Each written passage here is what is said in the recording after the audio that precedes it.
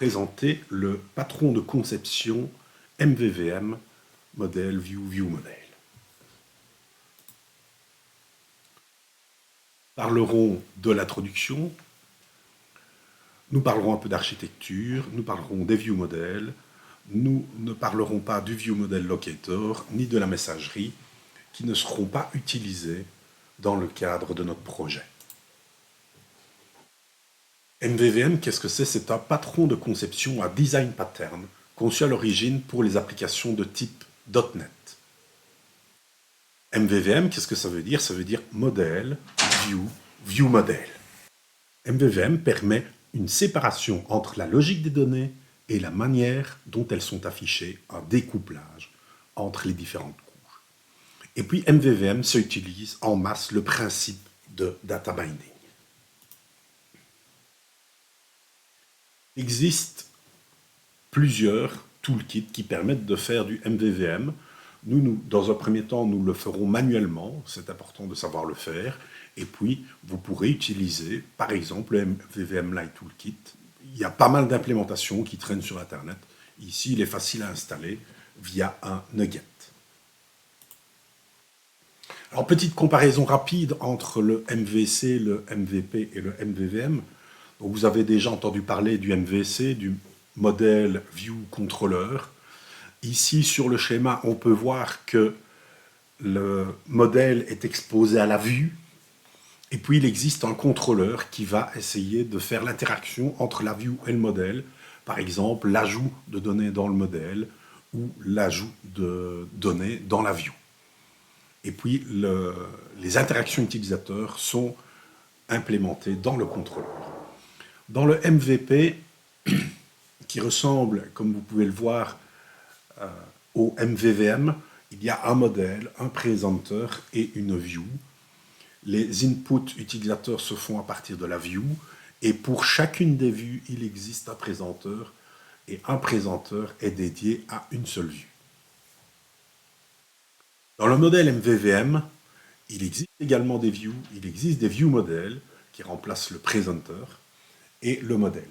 Dans ces deux patterns-ci, le modèle n'est pas exposé à la view. Il y a un découplage entre les données du modèle et la view. Le view model, c'est dans la vue. Pour chacune des vues, il existera un view model. C'est la différence qui persiste ici entre le MVP et le MVVM. Mais par contre, un view model peut être exposé dans plus d'une vue. L'architecture, nous avons une couche modèle, le modèle qui vient d'une base de données, d'un web service, d'un flux RSS, d'un flux JSON.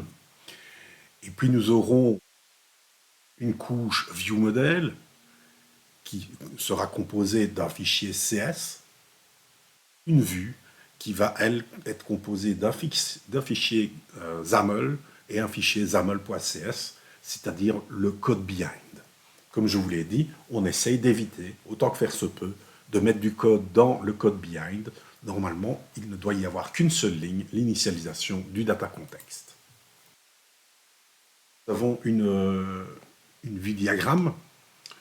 Nous pouvons voir que le modèle, par exemple, vient d'un web service, qu'il interagit avec le viewModel via éventuellement des events et des appels de méthode via le viewModel. Le viewModel va faire un appel de méthode, par exemple asynchrone, et aura un retour callback des données qui ont été chargées.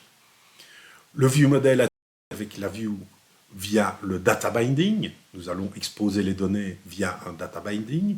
La view va interagir avec le viewModel via des commandes, quand on clique sur un bouton, quand on sélectionne un objet. Et puis le point 2 et 4, c'est un point que je ne veux pas aborder, parce qu'ici, on va exposer du code dans le code behind de la view, et ce n'est pas ce que l'on veut. Comme je vous l'ai dit, une view expose un viewModel. Par contre, un viewModel peut être exposé dans une ou plusieurs views, ce qui fait la richesse de MVVM, c'est de pouvoir utiliser le même viewModel dans différentes views. Le viewModel est une adaptation du modèle pour la view. Son rôle est différent d'un contrôleur de MVC, c'est-à-dire qu'ici, on va vraiment regrouper toutes les informations que l'on veut voir à l'écran, les adapter pour pouvoir les afficher. Puis on a déjà parlé du data binding. Ici, dans le petit exemple qui va être présenté, il y a une classe 20, modèle 20, et puis il y a un modèle Cava 20, c'est-à-dire une liste de vins. Très rapidement, nous allons voir ça en détail, à quoi pourrait ressembler une vue? Eh bien, à ceci. Nous avons une textbox qui va utiliser le titre de la cave à vin. Nous avons ici un data context, le data context qui a été initialisé via un view model. Alors ici, nous ne parlerons pas du service locator. On va voir comment on peut faire ça un petit peu plus simplement. Une listbox qui, via sa propriété item source, va binder la liste des vins. Et puis nous avons une commande sur un bouton qui est chargé 20 commandes. On va voir ce que fait cette méthode. Nous avions vu à l'aide du code behind comment on pouvait créer un handler sur le clic du bouton. Ce n'est plus le clic que l'on va binder, c'est le commande, donc qui va répondre à l'interface e-command dont nous allons parler également.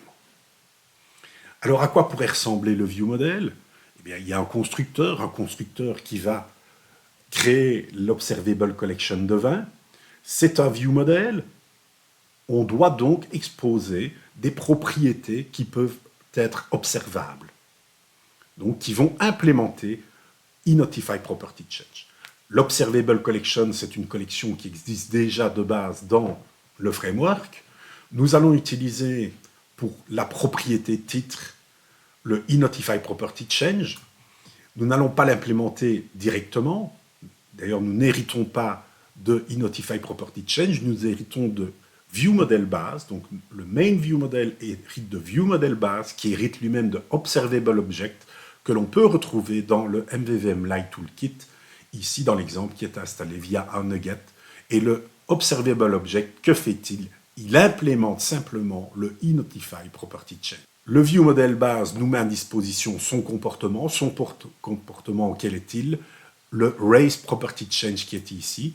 Alors nous avons vu dans les slides que nous pouvons utiliser soit le name of de titre, soit le color member name dans l'implémentation du eNotify Property Change.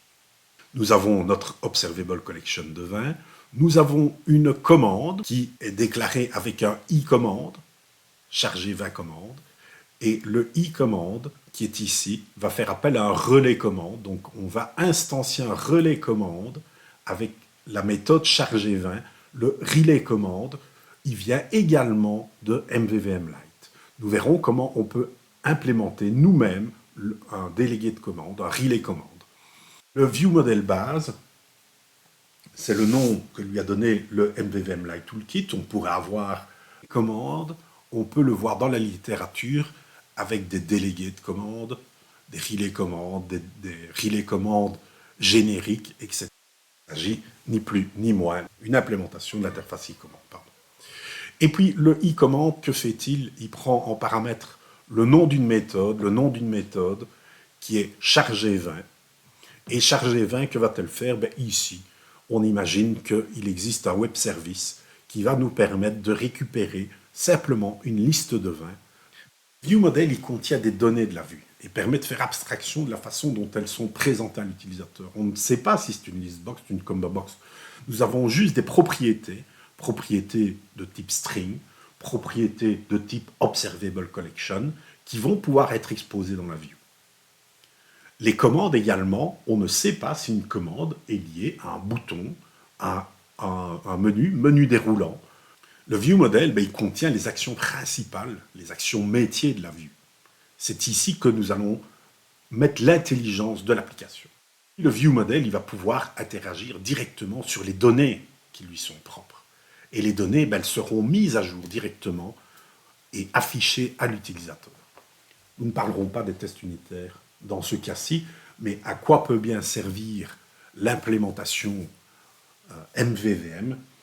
Simplement qu'à un moment donné, si on veut faire du test unitaire sur le ViewModel, eh bien c'est l'endroit où on va pouvoir tester tout le comportement, toute l'intelligence de notre application, tout le comportement métier de celle-ci. On ne va pas devoir mettre en place une espèce de macro qui va aller cliquer sur tel ou tel bouton, puisque les commandes existent, on pourrait singer le comportement d'un utilisateur en appelant les différentes commandes, en modifiant le modèle, et tout ça au sein de tests unitaires. L'avantage, c'est que l'on va pouvoir mettre ça dans une intégration continue, donc dans un système de build automatisé, où le build automatisé va pouvoir rejouer l'ensemble des tests unitaires et vérifier que le comportement de notre application n'a pas été modifié entre deux séances de programmation. Prenons un peu de hauteur par rapport à notre view model, ou plutôt descendons un peu dans la couche. Nous avons une propriété titre ici, qui, dans la méthode set, va appeler le raise property change. C'est ceci qui va faire en sorte que le binding se mette à jour dans la fenêtre. Le binding, donc binder une donnée, lier une donnée, c'est du franglais. Côté viewModel, pour une donnée, on crée un attribut privé et une propriété publique. Ça, c'est important. On est obligé de l'avoir. Dans le setter de la propriété, on appelle le raise property change. En tout cas, l'implémentation du e-notify property change. Le raise property change permet de notifier l'interface que la donnée a été modifiée. Donc, on peut modifier une donnée en background dans une méthode callback, par exemple, et lui demander de directement s'afficher dans la view. D'un côté view, on va simplement utiliser le data binding, que ce soit en mode one-way ou en mode two-way, qui sont les plus utilisés. Dans notre classe, nous avons également une observable collection de 20, implémente déjà le e-notify property change. On n'a donc pas besoin de créer tout ce mécanisme si on ajoute, si on modifie, si on supprime des éléments de la liste. Alors, petit rappel sur les modes de binding. Nous, ce qu'on utilisera essentiellement, c'est le mode one-way et le mode two-way. Le mode one-way pour les items sources, donc les listes de données, puisqu'elles ne vont pas être modifiées via le composant, via une combo box, via une list box, via une list view. On ne sait pas ajouter ou supprimer des choses à partir de là. Tout cela se fera via des commandes, un bouton d'ajout ou un comportement lié à l'élément view, mais qui déclenchera de toute façon une commande. Le mode two-way, on va pouvoir le mettre sur des textbox qui vont nous permettre, d'une part, de modifier le contenu du modèle via l'interface graphique, donc une textbox, on va taper du texte dedans, ou via le modèle. Si on modifie le modèle, il faut que l'interface graphique change également. Et puis le commande, on va repasser en revue rapidement le commande. Qu'est-ce qu'on a dedans? On a un relay commande, qui est l'instance de l'implémentation de l'interface e-commande. Ici, on va déclarer un e-commande, charger 20 commandes, et le charger 20 commandes, il va faire appel à la méthode charger 20. Donc quand cette commande-là va être exécutée, c'est la méthode charger 20 qui va être exécutée, et le charger 20, qu'est-ce qu'elle fait?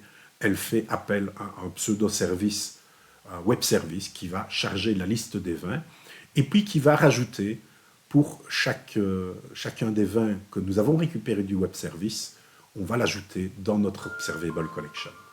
En bref, nous allons lier un contrôle graphique à l'aide de son attribut commande à une e-commande, donc à un relais commande ici.